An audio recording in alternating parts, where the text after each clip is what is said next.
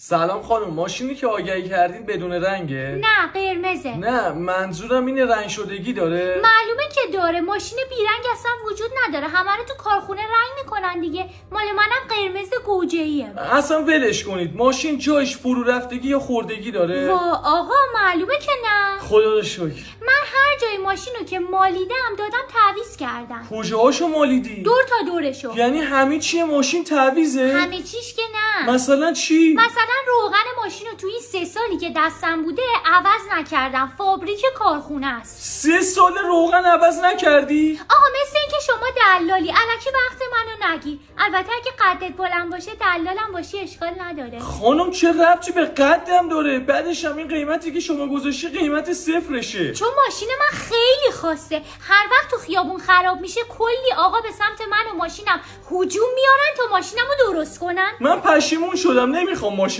تو. بی خود 3 ساعت وقت منو گرفتی حالا میگی نمیخوام. شماره‌تو میدم به بابام و داداشم پدرتو در میارن. یعنی چی؟ یعنی همین که گفتم. کجا بیام ببینم ماشینو؟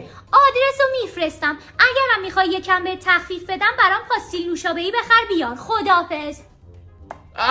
الو قطع کرد. من خودم دلالم، تو پاچه این اون میکنم، این با این صدای مسخرش تو پاچه من کرد.